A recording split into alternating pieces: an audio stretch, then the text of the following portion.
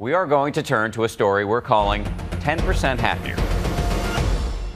We're trying something a little different on Nightline tonight because I'm going to tell you a story about me.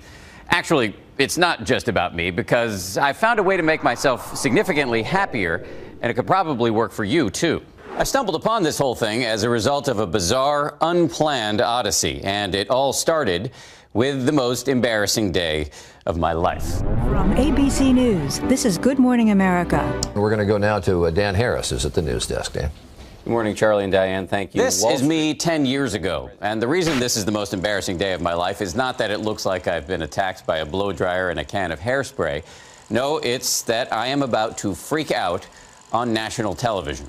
Health news now. One of the world's most commonly prescribed medications may be providing a big bonus. Researchers report people who take cholesterol-lowering drugs called statins for at least 5 years may also lower their risk for cancer. But it's too early to prescribe statins slowly for cancer production. At this point, I realize I'm helpless, so I bail right in the middle. That does it for news. We're going to go back now to Robin and Charlie. The control room, clearly taken by surprise, continues to roll video for the next story about Harry Potter, which I was no longer able to read. All right, thanks very much, Dan Harris at the news desk with some of the headlines of the morning. Want to go to Tony Perkins now. Once the fear subsided, humiliation rushed in. I knew with rock-solid certainty that I had just had a panic attack on national television. So why would I tell you this very embarrassing story? Because that on-air meltdown was the culmination of something that had been building for years, something I never stopped to address. It's something we all battle, whether we have panic attacks or not. Call it the voice in your head. You know the voice I'm talking about. The often nasty inner narrator who discourages and derails you when you're considering going after opportunities in your life. That stew of urges and impulses that has you losing your temper and regretting it later, or putting your hand in the fridge when you're not even hungry. And for many of us, it's that nagging temptation to float off into our own heads instead of actually listening to people. Kind of caught me and the wife at a bad time. It's a love story. My favorite comedian, Dave Chappelle, nailed it on his show. That's a monkey. He spins NASCAR race. Unicorns. In my case, like many Americans, my inner voice was pushing me to succeed. Annual New Year's party in New York. This is me in my late 20s. Thank you, Dan. I had my dream job, but I also had doubts about whether I was good enough. But it's hard to do that. All right, I'm going to try it. 3, 2, 1. My solution? Become a workaholic.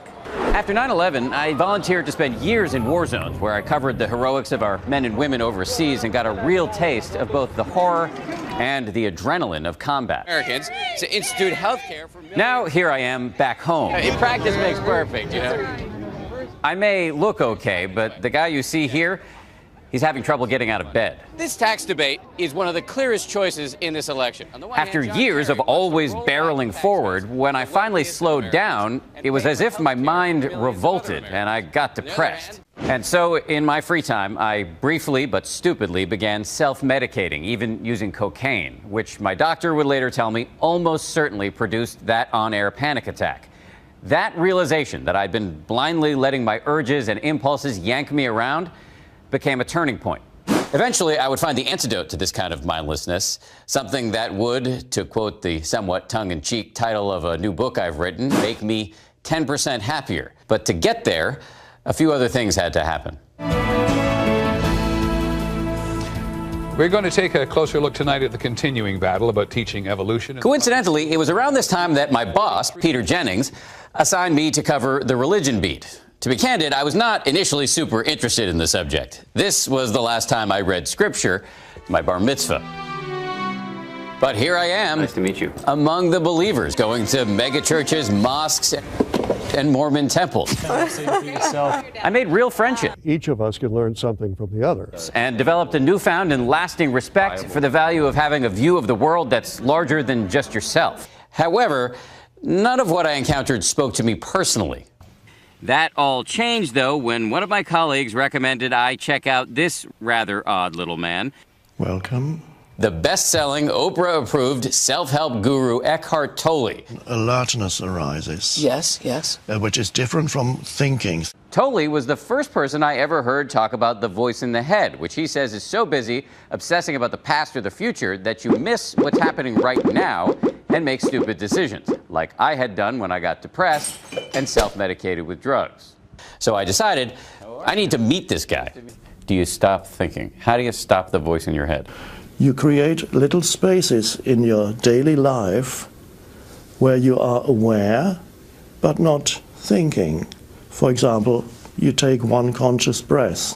Unbreak my heart, Tolly. That's all the practical advice you've got? I can hear the cynics in the audience saying, guy's saying I can, you know, awaken by taking a deep breath. What is he talking about? Yes, that's the mind talking. So and of course many people will have their mind commenting on what I'm saying and saying, well, that is useless. That was exactly what my mind was saying. Don't you ever get pissed off, annoyed, irritated, sad, anything negative? No, I accept what is.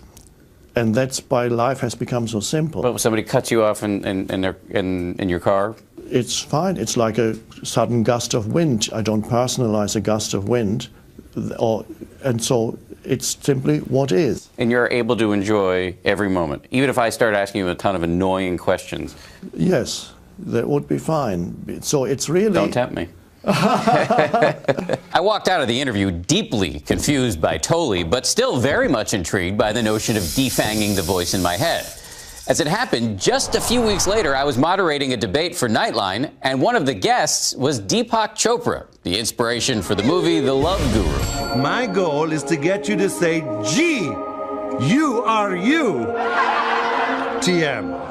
I couldn't resist whipping out my little camera to ask if he had any practical advice. So your mind doesn't wander? You don't find yourself thinking about things that are in the past or in the future as opposed to in the present? I have no regrets about the past. I do not hold resentments or grievances that come from the past, and I don't anticipate the future. I live in the moment. Okay, so what if the moment is horrible? What if you really have to go to the bathroom and there's no toilet nearby? Or what if you're super hungry and there's no food? I separate myself from the situation surrounding the moment. The moment is always free. It's the transformational vortex to the infinite.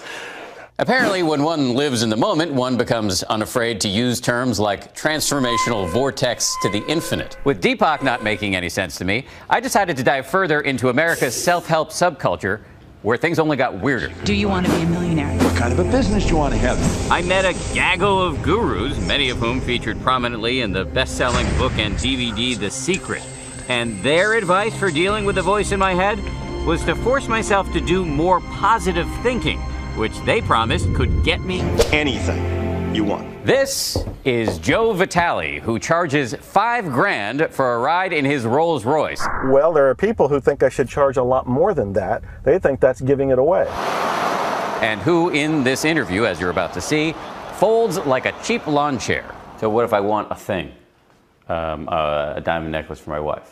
I can get that by thinking about it? Not just thinking about it. That's one of the biggest misconceptions of all time. You have to take action. Isn't that a statement of the glaringly obvious? You think it's news to most people that if you want something, you have to want it and then try to get it? You know, when you put it that way, it sounds silly and actually, you know, pretty brainless. After listening to me yammer on about all of this for months, my then fiancée, Bianca, who's a doctor, decided to intervene.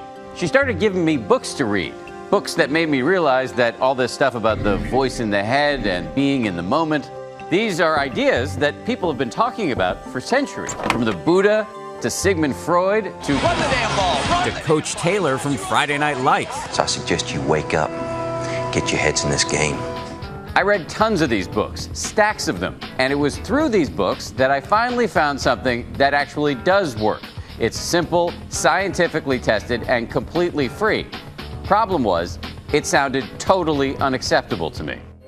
Up next, what I found at the end of my long, strange journey. It's the secret to success for everyone from executives to pro athletes, even Marines. It's been shown to rewire your brain for happiness. How I got there and how you can too when Nightline continues.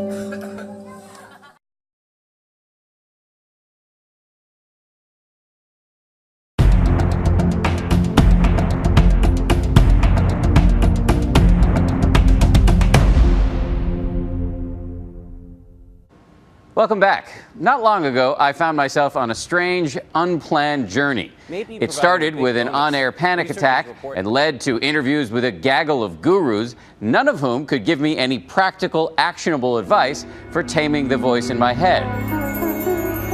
Until finally, I stumbled upon the last thing I ever would have expected: meditation. I always assumed meditation was for people who like crystals, incense, and John Tesh music. In other words, there was no way I was going to meditate. But then I heard about scientific studies showing that meditation can, among other things, lower your blood pressure and boost your immune system. And then I learned that meditation does not necessarily involve wearing robes, lighting incense, or believing in anything in particular. People of any faith or no faith can do it. In fact, it's totally straightforward. There are basically just 3 steps. Number 1, sit upright. Doesn't have to be cross-legged. You can do it in a chair, on the floor, whatever. 2, just try to feel your breath coming in and going out. And 3, whenever your mind wanders, which it will a million times, simply return your attention to the breath. So one day after I learned all of this, I very reluctantly gave it a shot. Breathe in. What kind of bird was Big Bird? Breathe out. Do I need a haircut? What's the definition? Shrubbery. I decided pencils should be yellow. In a way, it was like the panic attack. My mind hurling lots of crazy thoughts at me. Idea for old school hip-hop vegetable. Rap Van Winkle. Why? But this time, I had a weapon. Get in the game, dude. In those brief moments where I was simply focused on my breath, breathe in, breathe out. It was like pressing the mute button on the voice in my head. Where did gerbils run wild? Breathe. But I describe myself as more of a baller or a shot caller. Breathe out.